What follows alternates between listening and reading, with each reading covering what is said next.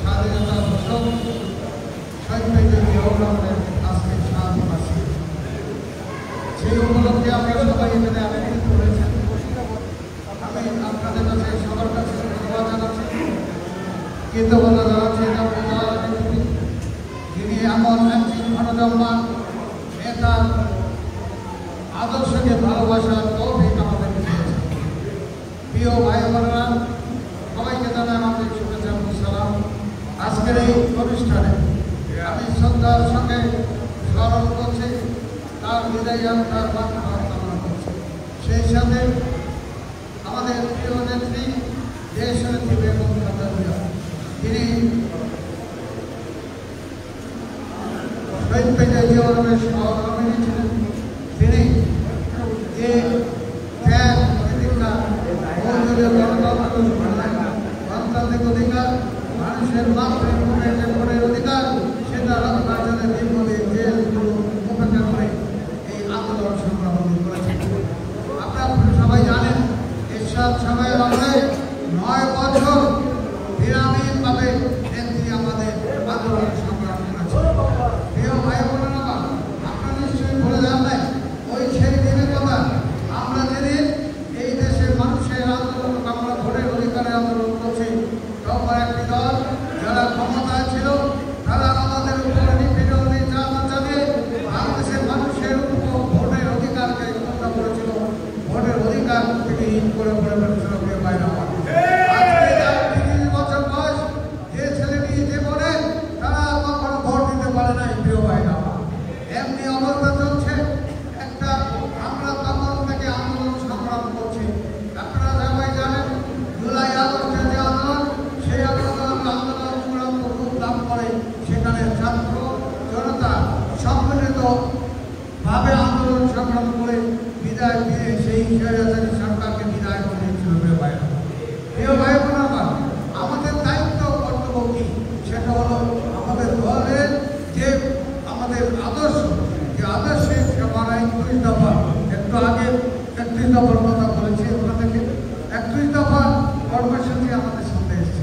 সেই 31 দফা এসছে শহীদ প্রেসিডেন্ট জিয়াউর রহমান 19 দফা, দেশ নেত্রী বেগম খালেদা জিয়ার 2030 ভিশন এবং তারেক রহমান তার 23শে জুলাই ও 2023 সালে জুলাই মাসে জাতির উদ্দেশ্যে উপস্থাপন করেছেন 31 দফা। সেই 31 দফায় আলোকেই কিন্তু এখন আমরা চলব। আমাদের সেখানে পরিষ্কার লেখা আছে, এই 31 দফাটা কি 2 ভাগে বিভক্ত আছে। আপনারা নিশ্চয়ই পড়েছেন, এই কথাটা ঠিক কিনা বলে? এই বিভক্ত 2 ভাগে করা আছে। একটা রাষ্ট্রের কাঠামো মেরামত এবং আরেকটি হলো মানুষের জানমাল কিভাবে রক্ষা করা হবে, মানুষ কিভাবে কৃষক তার পণ্যের ন্যায্য মূল্য পাবে, কৃষক তার সকল সুযোগ সুবিধা পাবে, কৃষক তার সকল সুযোগ সুবিধা পেয়ে তার উৎপাদিত পণ্যের মূল্য পাবে। এবং সেই সাথে আমাদের মহিলারা ফার্মার কার্ড পাবে, মহিলারা মহিলাদের কার্ড পাবে।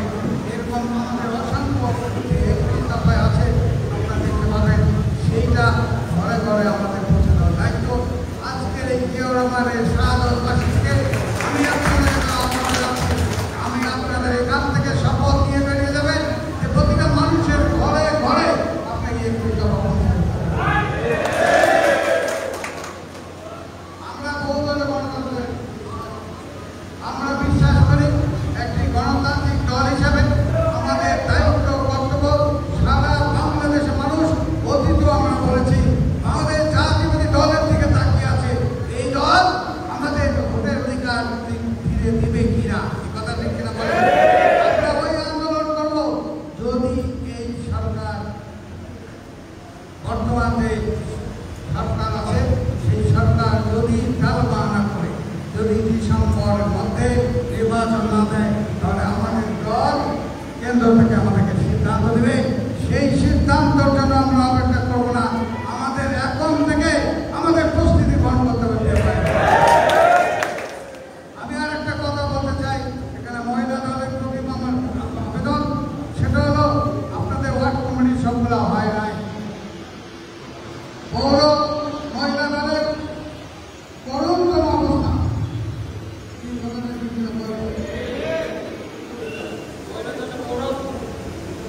এটারও খুব খারাপ অবস্থা। এখান থেকে পরিত্রাণ পেতে হবে। যদি আপনারা পথ নিয়ে আঁকড়ে থেকে যদি না পারেন ছেড়ে দেন, আমরা অন্য পদে থাকলে কাজ করতে হবে। প্রিয় ভাই বোনেরা আমার, কোনো অজুহাত চলবে না। পথ দেওয়ার আগেই আপনাকে চিন্তা করতে হবে আমি নিব কি নিব না। আপনাদের বেলাও তাই বলে আমি শুধু একটা উদাহরণ দিলাম।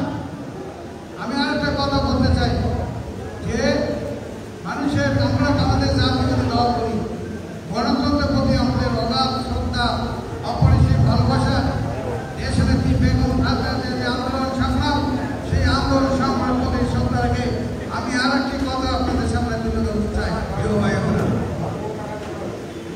আমরা একটু আগে অনেকেই কথা বলছিলেন শহীদ প্রেসিডেন্ট জিয়াউর রহমান তার জীবনের সম্পর্কে আপনাদেরকে একটু জানতে হবে।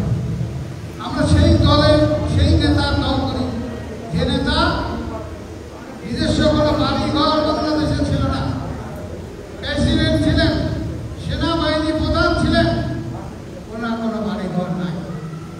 যে বাড়ি একটা পেয়েছিল সেটা থেকে তো বের করে দিল শেখ হাসিনা। কথা বলছি না। আর একটা কথা বলতে চাচ্ছি, দল নতুন দল হবে, আমাদের কিসের চিন্তা? কি কথাটা কেন বলবো? মানে কি অনেক রকম কথা কয়। আর দল তো ভাই প্রত্যেকদিন একটা করে বিএনপি জায়গাতেই থাকবে। বিএনপি থেকে বিএনপির অবস্থান থেকে কোন দল এখন পর্যন্ত জন্ম নেয় নাই। সেটা থেকে শেখ হাসিনা 17 বছর চেষ্টা করেছে আমাদেরকে নির্যাতন মামলা মোকদ্দমাকে সব মামলা মোকদ্দমা চালিয়ে নেওয়া। প্রিয় ভাই বোন আমার, আজকে এখান থেকে আমাদেরকে তবু আমাদেরকে নড়াতে পারে নাই। আমরা আমাদের জায়গায় ছিলাম। হ্যাঁ, কষ্টে ছিলাম। ধানবাড়ি, কুশের বাড়ি, ভুট্টা বাড়ি, ডাঙ্গার কবরস্থানে শুয়েছিলাম। কি কথাটা ঠিক? আমি আর একটি কথা আপনাদের সামনে তুলে ধরতে চাই। কাজে আপনাদেরকে কিন্তু একটা কাজ করতে হবে, মনে রাখবেন। এটা ভাববেন না যে আমরা তো হয়ে গেছি। কি কথাটা কেন বলে? এটা কিন্তু ভাববেন না। কারণ সামনে নির্বাচন, আমাদের তারেক রহমান, আমাদের নেতা ভারপ্রাপ্ত চেয়ারম্যান জনাব তারেক রহমান, উনি বলেছেন সামনে নির্বাচন খুব কঠিনতম নির্বাচন হবে। কি বলে নাই? সেটা আমরা লক্ষ্য করতেছি, দেখতে পাচ্ছি আজকে সরকারের বিভিন্ন কার্যক্রম, উপদেষ্টার কার্যক্রমে বুঝাতে পারছি। উনি বলেছেন কতদিন আগে, আজকে আমরা দেখতে পাচ্ছি। উনি কালকের আমি বক্তৃতা শুনলাম, পরশু দিনে বক্তৃতা শুনলাম, উনি পরিষ্কার বলছেন ডিসেম্বরের মধ্যে নির্বাচন দিতে হবে। ওনার যে কথা, ওনার উপর যে আমাদের আস্থা, উনি যেটা বলবেন আমরাই সেটা মেনে চলবো। আমরাও চাই আগামী ডিসেম্বরের মধ্যে নির্বাচন দেওয়া হোক। প্রিয় ভাই বোনেরা, তাহলে এই নির্বাচন দিন চাচ্ছি আমরা, আমাদের কাজ কি?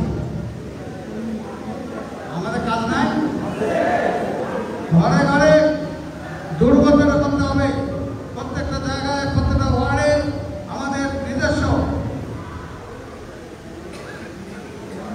আমাদের নিজস্ব দলীয় ভিতকে শক্তিশালী করতে হবে।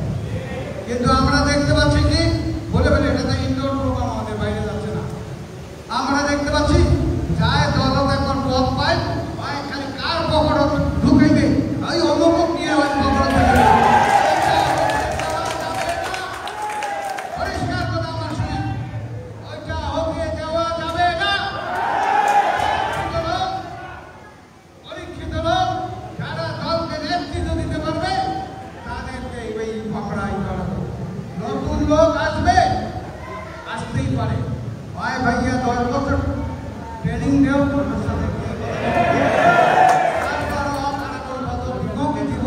তখন চিন্তা করবো।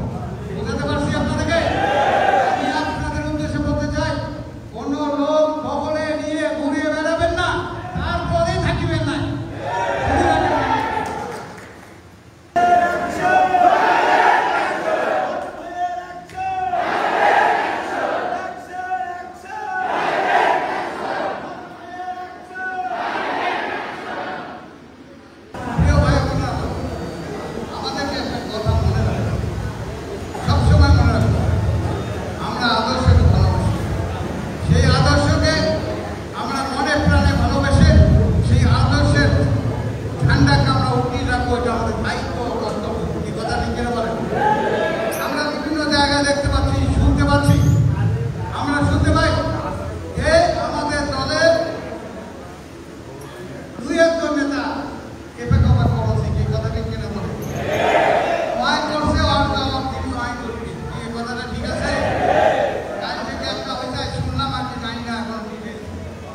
হইতে থাকবে, যাইতে থাকবে। কি কথাটা ঠিক আছে কিনা বলেন?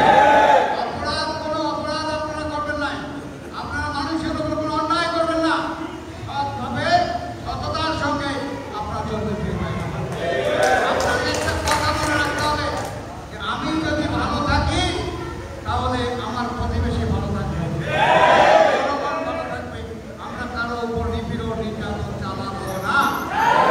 এটা কিন্তু আপনাদের আজকে ঐক্যবদ্ধ থেকে এখানেই আজকে যেহেতু সুযোগ পেয়েছি, কেউ আমার প্রতি আপনাদের শ্রদ্ধা থাকে, ভালোবাসা থাকে। এখানে সবাই হাত ধরে শপথ দিন যে আগামীতে কখনো ভুলেও কোনো অন্যায় আমরা করবো না। ধন্যবাদ আপনাদেরকে। আজকের আর কথা আমি বাড়াবো না।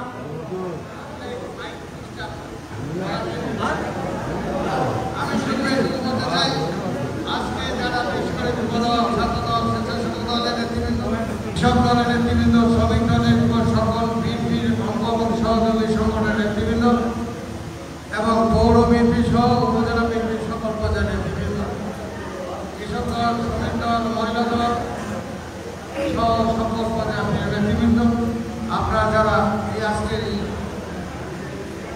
শাহাদত বার্ষিকী সাফল্যমণ্ডিত করেছেন, সফল করার জন্য যে ব্যস্ততা, যে সময় আপনারা দিয়েছেন, তার জন্য ব্যক্তিগত পক্ষ থেকে আমি কৃতজ্ঞতা জানাচ্ছি।